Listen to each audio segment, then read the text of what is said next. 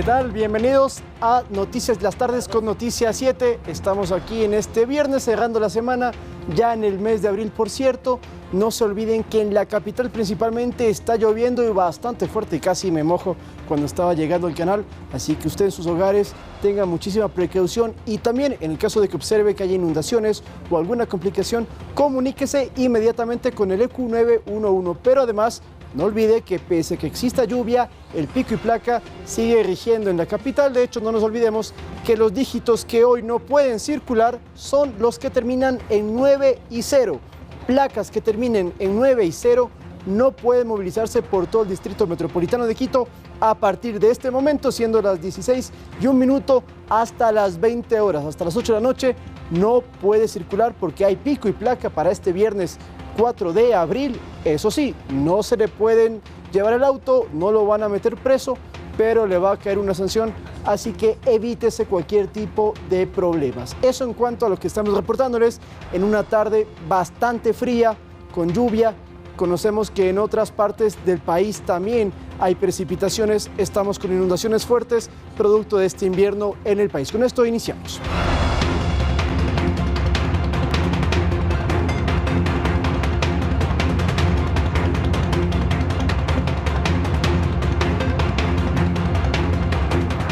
Y en esta tarde, y con la presencia de lluvia en la capital de todos los ecuatorianos, le vamos a dar paso a Iván Casamen, quien nos tiene detalles del asalto frustrado a un vehículo blindado que se registró en horas de la mañana en el sur de Quito, no en cualquier lugar, sino dentro de un centro comercial. Más detalles adelante, Iván Casamen.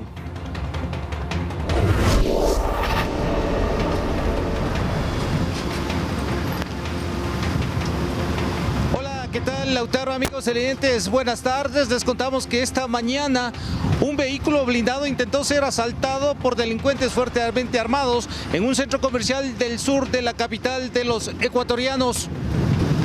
Una banda delictiva conformada por 10 sujetos buscó apoderarse del dinero que transportaba el blindado.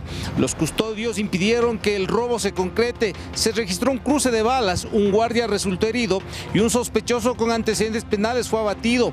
Según el comandante de policía del Distrito Metropolitano de Quito, general Henry Tapia, los ladrones usaban pelucas y mascarillas. Incluso uno estaba disfrazado de médico. El centro comercial suspendió sus actividades para proteger a los clientes y trabajadores. Tras la balacera, aparentemente se ocultaron al interior del centro comercial. Luego de un barrido, las cosas volvieron a la normalidad.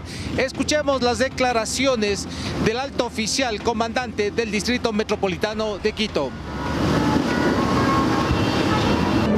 Dos de estas personas que ingresaron también utilizaban chalecos reflexivos, como que fuesen guardias de seguridad que cuidan los vehículos en los estacionamientos. Otra persona con peluca y con máscaras. Las 10 personas que se ve que ingresan aquí en la parte externa del local comercial llegan en 4 motocicletas. 4 de ellos se quedan en las motocicletas en la parte externa y 6 ingresan. Estas 6 personas disfrazadas, como les acabo de indicar, adicionalmente utilizaban gorras y utilizaban mascarilla. De acuerdo a testigos y lo que revisaron de primera mano las cámaras de seguridad, estos sospechosos habrían llegado en 4 motocicletas, las mismas que fueron utilizadas para también escapar. Unidades especiales de la policía, como del eje investigativo, así como de inteligencia, comenzaron los trabajos para tratar de ubicar a estos responsables del robo, pues saben que serían los que en las últimas meses atrás realizaron asaltos a los cajeros automáticos y también intento de robo a estos vehículos blindados. Mientras tanto, el centro comercial, a través de un comunicado, señaló que la rápida acción de la policía y los protocolos de seguridad evitaron que el robo se concrete. Con esta información nosotros regresamos. Una buena tarde para todos. Gracias, Iván. A guarecerse por la lluvia que justamente observamos te está cayendo en el lugar donde te encuentras. En buena hora también la policía logró evitar entonces este robo en un centro comercial de Quito. No hay que caer en pánico. También a los amigos televidentes, a los ciudadanos, tengamos la calma y confiemos en las fuerzas del orden para evitar que el crimen organizado siga atemorándonos en nuestras ciudades y nuestras provincias. Pero cambiemos de tema, ahora hablemos de delincuencia, pero de cuello alto, porque el ex consejero del Consejo de Participación Ciudadana y Control Social, Juan Esteban Guarderas, solicitó a la Fiscalía que amplíe la investigación en el caso Ligados, en el cual están investigando una supuesta asociación ilícita a varios dirigentes de la Revolución Ciudadana. Según Guarderas, se pide que esta investigación sea a otras personas como, por ejemplo, el expresidente Rafael Correa, la actual candidata presidencial Luisa González y la presidenta de la Asamblea Viviana Veloz. No nos olvidemos que ya están procesados 4 ex consejeros de Participación Ciudadana y por eso quieren incorporar a estas otras personas. Veamos. Según el argumento de Juan Esteban Guarderas, todos los miembros de lo que él llama, abro comillas, la red, deben dar explicaciones, ya que sus nombres presuntamente aparecen en chats, reuniones y favores que coinciden con indicios de querer entorpecer en la Asamblea la posición del superintendente de bancos. Por ello, aseguró, la investigación que ejecuta la Fiscalía en el caso Ligados no debe centrarse exclusivamente en los ex consejeros y actual consejera del CPCCS de la llamada Liga Azul. He solicitado que 7 nuevos rostros sean investigados en el caso Ligados, porque ya sabemos que el caso Ligados no es exclusivo de la Liga Azul. En la Asamblea consideran como sospechoso que no se haya dado paso al juicio político a quienes son investigados por la Fiscalía, más aún cuando se sabe que autoridades del Parlamento y asambleístas son citados en los chats extraídos del teléfono celular del ex consejero Augusto B., de acuerdo a la tesis de la Fiscalía. Bueno, sí, yo creo que la Fiscalía General del Estado, que es la que ejerce la acción penal pública, debería no solamente centrarse en estos investigados, sino en muchos más que se van a ir desengranando en el transcurso de la investigación, pero de que va a haber resultados y a lo mejor privados de la libertad nuevamente va a existir.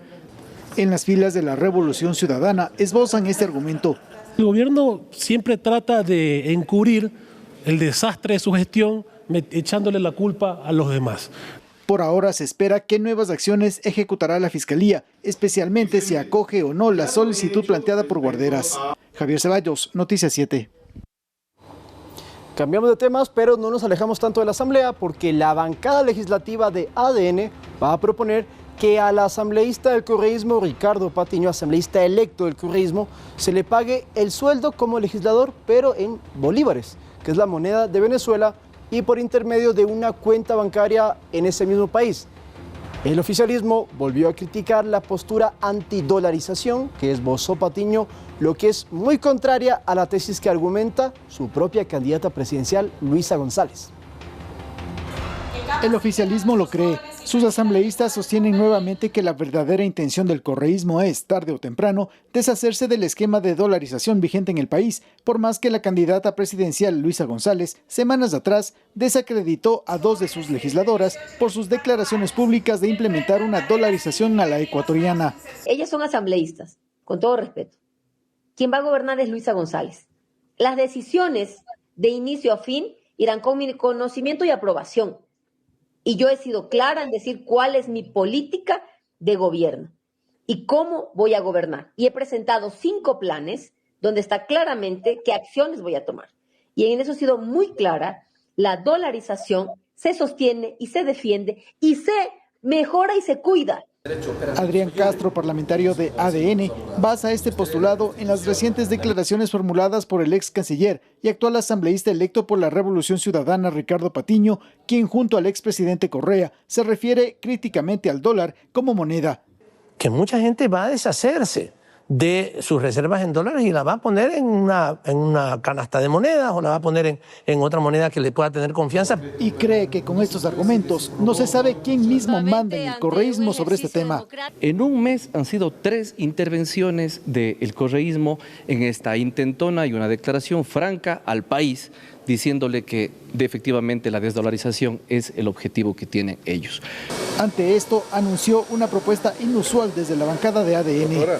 Que vamos a pedir que al señor Patiño, cuando sea asambleísta, se le pague en bolívares y en una cuenta en Venezuela, ya que ha manifestado que allá estarían seguras sus cuentas. Analistas económicos han advertido lo sensible y peligroso que representaría para la economía familiar, para negocios y comercios de toda índole, dejar al dólar como moneda transaccional en el Ecuador. Javier Ceballos, Noticias 7.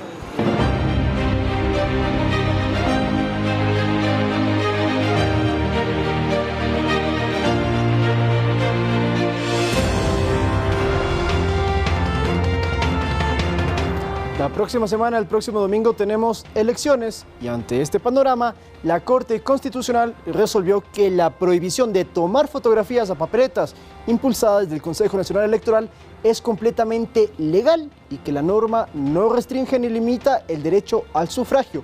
Sin embargo, analistas consideran que el problema se verá al momento de ejecutar la sanción en el Tribunal Contencioso Electoral. Ahora sí es oficial. Los ecuatorianos no podrán tomar fotografías a la papeleta de votación este 13 de abril. Así lo resolvió la Corte Constitucional al considerar que la iniciativa del Consejo Nacional Electoral es operativa y que no restringe ni limita el derecho al voto. No hay ninguna limitación de derechos constitucionales. Esto es una cuestión propia a la ya existente regulación en la ley respecto a garantizar el no proselitismo el día de las elecciones y en los recintos electorales. Y segundo, la reserva de voto. Según la Corte, esta norma, lejos de transgredir derechos, garantiza que el voto sea secreto, lo que dicta la Constitución. Nada de lo que se ha dicho en el camino vale. Única y exclusivamente lo que hoy la Corte Constitucional resuelve. La Corte también resolvió que la norma no implica que alguien pueda retirar el teléfono al elector y que las sanciones deban ser observadas por principios constitucionales, es decir, estipuladas en una ley. Sin embargo, para el constitucionalista Ismael Quintana, aquí ya existe un problema. Porque la Corte condiciona la sanción a que exista ley previa y esto no existe en la ley. Según Quintana, la resolución de la Corte es ambigua y enfrentará otro problema cuando el CNE tenga que probar ante el Tribunal Contencioso Electoral que se cometió una infracción. Porque además el fallo establece que nadie puede violar el secreto al voto del ciudadano. Por lo tanto, va a ser prácticamente imposible que un miembro de la Junta Receptora del Voto le pueda observar, espiar, en pocas palabras, al elector para ver si efectivamente utilizó o no su celular.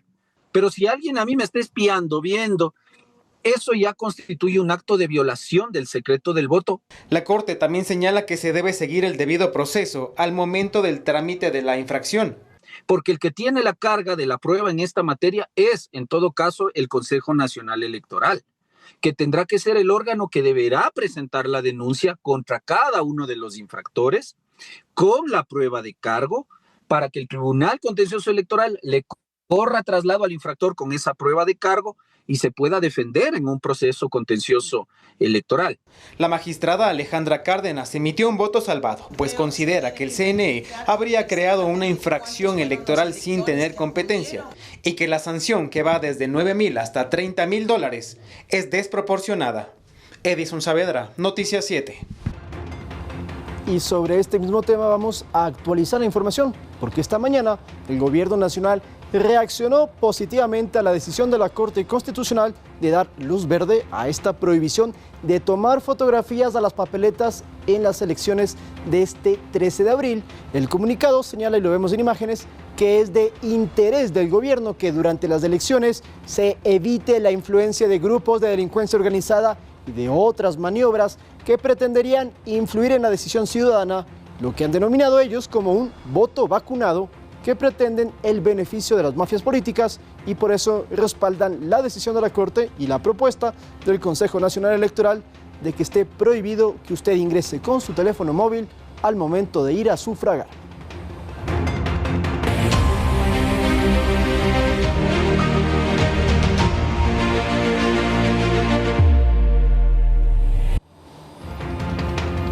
Y el otro tema de la semana, pues son los aranceles que ha puesto Donald Trump a 180 países. Y a propósito de ello, el gobierno nacional mantiene reuniones con gremios productivos para seguir una hoja de ruta y trazar una estrategia que permita afrontar las medidas arancelarias de los Estados Unidos. Y reiteran que un acuerdo comercial, un TLC, habría reducido las afectaciones, pero por voluntad política de gobiernos anteriores nunca se los firmó. Un acuerdo comercial entre el Ecuador y Estados Unidos sería el mejor camino a seguir para disminuir el impacto del 10% de aranceles que puso la administración de Donald Trump a los productos ecuatorianos. Así lo han propuesto representantes del gremio productivo en reuniones con el gobierno nacional. Y lo que tenemos que también buscar es tratar de acercarnos lo más pronto posible hacia los Estados Unidos para ver los irritantes de comercio que existan, poderlos derribar. Con un tratado de libre comercio, las consecuencias de los aranceles habrían sido menores, porque todos nuestros productos estarían al 10%. En cambio, desde el 5 de abril las flores estarán al 16% y el brócoli al 25%. Lo que sí es una desventaja frente a naciones que son competencia directa, como Colombia, Perú o México, quienes a diferencia del Ecuador, años atrás sí suscribieron los acuerdos. El Ecuador también estuvo cerca de firmarlos, pero en los gobiernos de Alfredo Palacio en el 2006 y de Rafael Correa en el 2016, no hubo la voluntad política para sellar un TLC. Y hemos sido de cierta forma perjudicados al no poder ser competitivos en un mercado tan importante para el Ecuador. Pero según la canciller Gabriela Sommerfield, el escenario actual es muy distinto y más favorable, que se evidenciaría en la reunión del fin de semana pasado entre el presidente Daniel Noboa y su homólogo Donald Trump. Esto es una muestra y un símbolo muy importante de las excelentes relaciones entre nuestros países, de la voluntad de los jefes de Estado para mantener un diálogo amistoso. Fechas para sentarse en la mesa con Washington y alcanzar un acuerdo comercial aún se desconocen, pero según las autoridades, el contacto con la Casa Blanca es permanente. Y se viene trabajando desde el día 1 del gobierno del presidente Noboa. Hay muchas comunicaciones que han venido, reuniones que se han mantenido. En todo caso, y para tranquilidad del sector productivo, para tener un acuerdo comercial se necesita la voluntad de las dos partes. Y en este caso en particular, la voluntad de Estados Unidos para con este gobierno existe. Desde el empresariado agradecieron al Ejecutivo por convocarlos para elaborar una estrategia integral en materia comercial. Para actuar de forma rápida, ordenada y coordinada, para buscar soluciones. Esa solución sería justamente un TLC con los Estados Unidos, que depende directamente de las relaciones bilaterales. Tal vez porque estamos en campaña electoral se lo quiere minimizar, pero el Ecuador tiene un buen momento de relacionamiento con los Estados Unidos. Y dicen que eso habría que aprovechar. Lautaro Andrade Castro, Noticias 7. Con esto nos vamos a una pausa, pero cuando retornemos vamos a hablar de un tema que le puede interesar muchísimo en casa y es el cansancio mental en las mujeres, que es mucho más común y números mucho más altos que en hombres. Tenemos una especialista para conversar de este tema. No se vaya, que ya retornamos a las tardes con Noticias 7.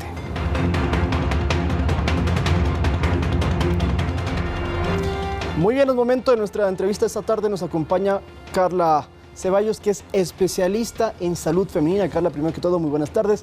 Gracias por estar aquí con nosotros. A ti, muy amable por la invitación. Un gusto para mí poder acompañarles en esta tarde. Hablemos de un tema que es muy importante y es el cansancio mental en las mujeres. No siempre se habla de este tema y creo que sería importante explicarlo. ¿Qué es? Claro, bueno, aquí hay que hablar de dos conceptos. Primero partamos del concepto de salud.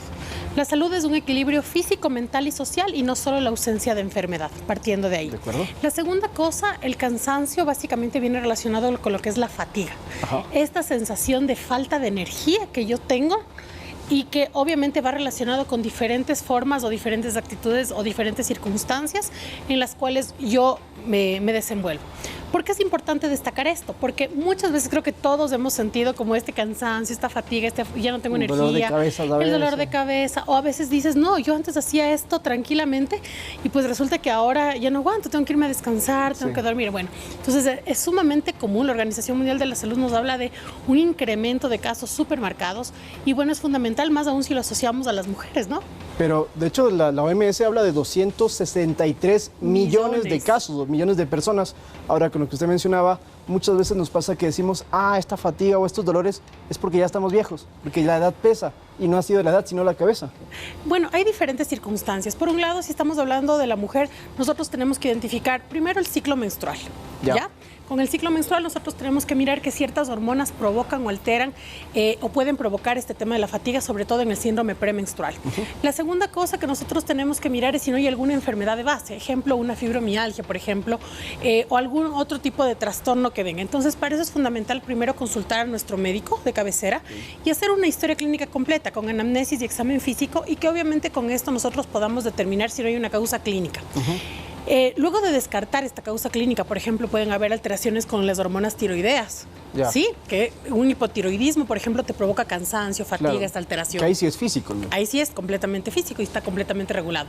Ahora, digamos que tú descartas toda esta parte clínica, puedes ir a ver a otro tipo de estimulación. Ejemplo, hay una alteración con el cortisol. El cortisol es esta hormona denominada del estrés. Entonces, actualmente, cuando nosotros entramos a medir cortisol, hemos identificado que hay un incremento en estos niveles. Por lo tanto, es fundamental que nosotros bajemos esta carga de estrés que padecemos, que va relacionado la una con la otra.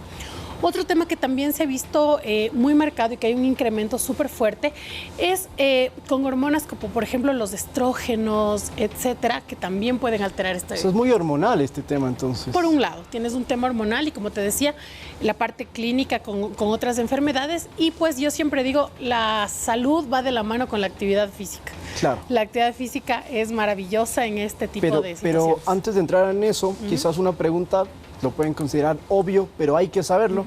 Cuando tenemos esta fatiga, ¿qué efectos negativos puede tener en nuestra vida diaria y profesional también?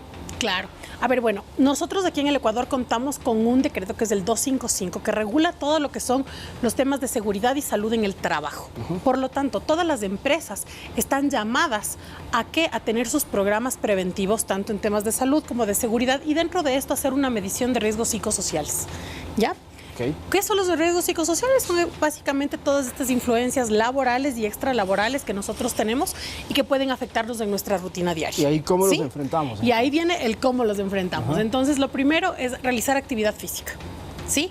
Actividad física significa que tiene que ser prescrita por un profesional de la salud, en el cual tú, ¿qué es lo que haces? Como si fuera tu receta. Te recetan no es automedicarse, no es decir, voy a ir a correr, no sé, 3 kilómetros porque se me ocurrió. No funciona así. No funciona así porque te vas a lesionar. Y cada persona tiene características clínicas distintas. Entonces, un profesional, un especialista en medicina del deporte, lo que va a hacer es te va a decir, mira, para ti, bajo estas condiciones, tú necesitas actividad física, no sé, en la mañana, en la noche, 45 minutos, 1 hora. Necesitas hacer esto de estiramientos, en frecuencia, en cantidad, en tiempo. Se prescribe la actividad física, ¿sí? Y algo que yo siempre pido es, por favor, entrenemos músculo. El músculo es salud. Y a mayor edad, mayor necesidad de trabajar el músculo, porque es lo que te va a permitir que cuando seas adulto mayor, pues obviamente no tengas dependencia o llegues a una discapacidad. Sin necesidad de ir a un gimnasio, entonces. Depende. Ahí sí, yo lo que digo es, depende ya más de los temas del tema económico ahí, ¿no? Sin embargo, mientras tú tengas la prescripción del especialista en medicina del deporte, tú vas a poder saber qué es lo que tienes que hacer y cómo, porque te entregan una guía completa. La segunda cosa que para mí es fundamental es la nutrición. La nutrición. Entonces, la nutrición, ¿qué es lo que va a hacer en tu cuerpo? Te va a dar la energía que necesitas para los procesos metabólicos. Entonces, hay que aprender a nutrir a nuestro cuerpo. Y no es lo mismo comerte una hamburguesa que comerte, obviamente, una carne bien preparada, el pollo, etc. Entonces hay que quedarnos con esos 2 consejos, la nutrición y el ejercicio. Carla, muchísimas gracias por estar aquí con nosotros. A ustedes por la invitación. Para Laboratorios Vago siempre es un placer, en realidad, poder acompañar y vivir el propósito, ¿no? Esto de que nos apasiona la salud y la vida. Así es. No se olviden, entonces, el cansancio femenino se puede prevenir, pero sobre todo también tratar. Con esto nos vamos a ir a una pausa y retornamos. Hay más información en las tardes con Noticias 7.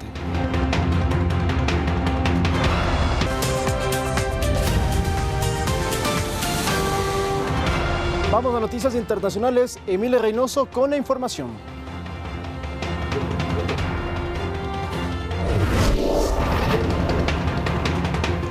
¿Qué tal, Lautaro? Amigos, ¿cómo están? Buenas tardes. Iniciamos contándoles que este viernes China anunció unos aranceles del 34% a todos los bienes importados desde Estados Unidos. Esto tras el anuncio de aranceles recíprocos anunciados por Donald Trump la tarde del pasado miércoles. Los aranceles de China a las importaciones de Estados Unidos entrarán en vigencia a partir del 10 de abril y son parte de una serie de medidas dirigidas contra la primera economía mundial. El Ministerio de Comercio chino también anunció que restringirán las exportaciones de una serie de materiales raros usados en componentes electrónicos, la industria aeroespacial y otros sectores. En otro tema, les contamos que la Corte Constitucional de Corea del Sur aprobó de forma unánime la destitución del presidente Yoon Suk-yeol. Esto por su controvertida declaración de la ley marcial, con lo que el país deberá celebrar elecciones presidenciales anticipadas en un plazo máximo de 60 días. El fallo fue adoptado con el voto a favor de los 8 jueces del máximo tribunal surcoreano la mañana de este 4 de abril. El ahora expresidente permanecía suspendido de sus funciones desde hace más de 100 días de que la Asamblea Nacional aprobara una moción para su destitución tras su declaración de la ley marcial el pasado 3 de diciembre. Gracias, Emilia, con la información. Y con esto hemos llegado al final de Noticias 7 en las tardes. Antes de despedirnos, quiero mandarle un fuerte abrazo a mi sobrino Mateo Campuzano, que está de cumpleaños. Te mando un muy fuerte abrazo y que lo festejes mucho. Y con esto, amigos televidentes, nos despedimos. Soy Lautaro Andrade Castro y nos reencontraremos cuando la información nos vuelva a encontrar.